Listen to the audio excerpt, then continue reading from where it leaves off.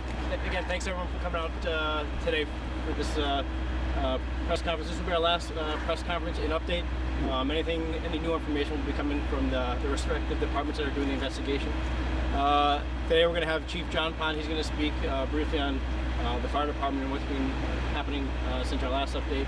Also, Mayor Alex Morse is going to speak on the city's relief efforts and helping out the victims. The District Attorney Anthony Gulluni is here. He's going to speak on the investigative part of the fire, and also Damian Cody from the building department is here to answer any questions there might be about what's going to be happening with this building. So first, I'm going to ask Chief John Pond to come up and comment. Good morning, Chief Pond, Holyoke Fire Department.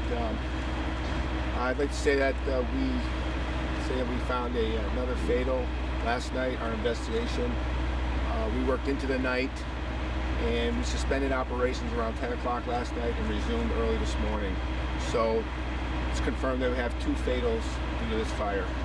I would also like to say my thoughts and prayers go out with the families of those, and the DA will speak on that further later. I'd also like to commend the Holyoke Fire Department, Police Department, and the residents in the building that all took a hand in several rescues last night. There were several rescues. We'll get a confirmed number, but it's above 10 rescues. So when that information comes out, I'll confirm to everybody. But the residents and the fire department and police department all took a hand in what happened last night. So at this time, I'd like to turn over to Mayor Alex Morse to talk about the recovery operations for the residents of that building. Mayor? Good morning, everyone, and thank you for being here. I, of course, want to thank Chief Pond for his leadership and all of our partners in law enforcement. Of course, want to first thank our firefighters, police officers, first responders. They were on the scene as soon as possible yesterday, and as the chief said, they saved a lot of lives, and I am incredibly thankful to our public servants for doing everything they could to save as many lives as possible. I know we're all very, very proud of them. It's of course been a heartbreaking couple of days here in the city of Holyoke, but as Holyoke does, we come together in times of need. And what I saw yesterday at the scene and also at Kelly School, where people were coming together, was hundreds of Holyoke residents and residents across Western Mass were coming into Holyoke to drop off clothing and food and toiletries. To the extent we're no longer accepting clothing donations, there are a few specific things that those families affected by the fire and displaced do need. Right now we're asking for folks who have pickup trucks and vans to help move furniture and those things that were donated to the new apartments that people were moved to.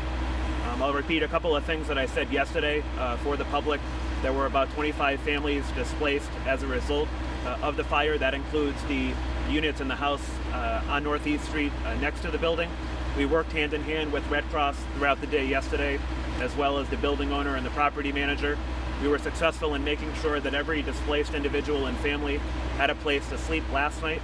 The majority of the families, at least 15 of the 25, were relocated to other empty apartments in the city of Holyoke, and so we were effective in that regard. The other families were placed in hotels for the next couple of nights until they move into a more permanent apartment. Tomorrow morning at 10 a.m. at the War Memorial, we'll be having a disaster relief center with the Red Cross and MEMA to make sure we continue to work with the families, that they have everything they need, and that we have a long-term housing plan for everybody affected by this incident. But I again want to thank the people of Holyoke for their compassion and generosity.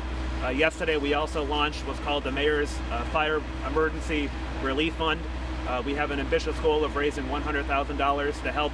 100% of those donations will go directly to families and individuals affected by the fire. As of right now, we've raised at least $15,000, so I want to thank people who've already donated to that fund. You can donate online, drop off checks to the mayor's office, or mail donations into City Hall. But again, this is a sad time in the city of Holyoke, but I do see hope in our residents coming together to make sure we do what we do best, and that is look towards the future and care for those people that need our help right now. I do want to thank as well Jackie Glasheen. She's the principal of Kelly School.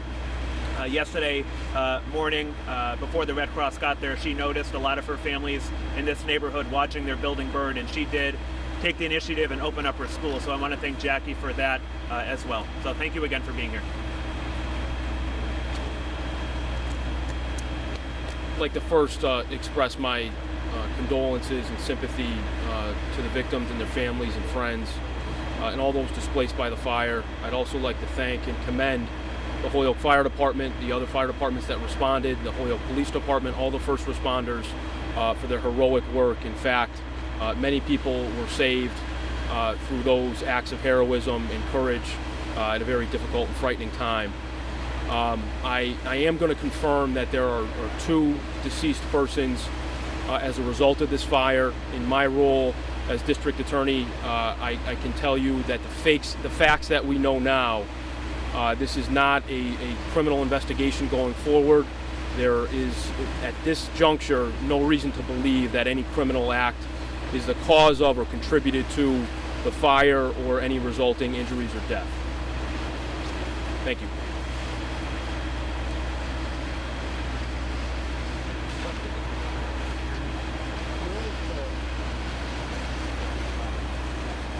Can we have people step up to the microphone? I'm not gonna get into any of the specifics right now, Michael. I prefer to let the investigation go forward. We'll be releasing some more information later in the day in writing through a press release about some of the details of the victims. There were 2 people who were unaccounted for yesterday. Was the person who was found? I can't confirm that. I'm not sure who released the fact that there were 2 unaccounted for persons. I can only confirm that we have 2 persons confirmed dead as a result of the fire at this juncture. Is everybody accounted for? I'm not going to confirm or refute any. We'll have some more information as the day goes forward about some facts relative to the investigation. Well, that's some of the work you guys attempt to do today. We've been here kind of since 5 a.m. Work going on all morning. The investigation continues. Obviously, the building's heavily damaged with the fire, so we have to take down parts of the building as we go along to investigate. Chief, how many pets? Are there any pets still up for the county for? It's unconfirmed.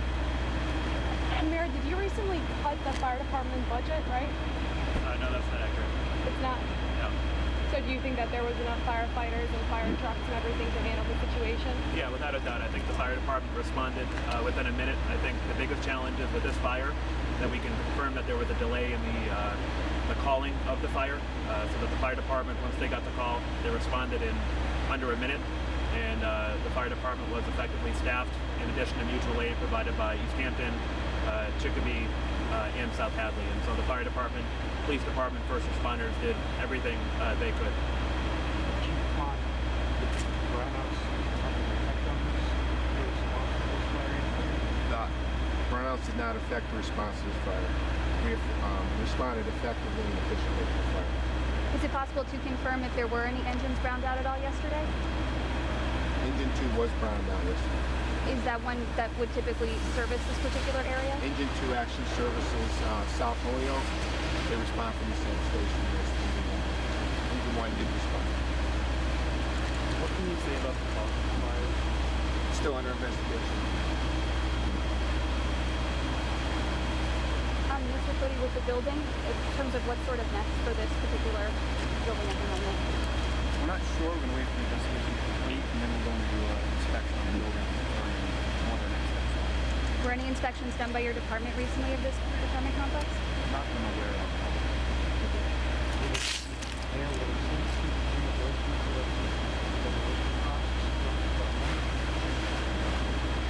Well, there's a process for this. The building owner has been cooperative so far. He came out to Holyoke yesterday, helped us relocate families to other apartments that he has in the city. We'll be working closely with his insurance company as well. And so there's different processes to demolish the building. Oftentimes the city's on the hook initially, and then we work with the building owner to reimburse and demolish the building. But that can't happen until the investigation continues. I know that there's 25 families. Have you guys, do you have a count on how many individuals? Approximately 49. And I think this was touched upon, but is it possible to say if there's still any ongoing searches for anybody inside the building at this time? It's not an ongoing search, it's an ongoing investigation. Every investigation is the same, we treat them all the same. There's one person still on the Unconfirmed. Out of the people who were in critical condition, do you have an update on how they're doing?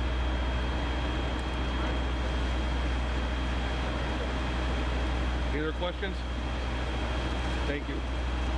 Thank you. Thank you.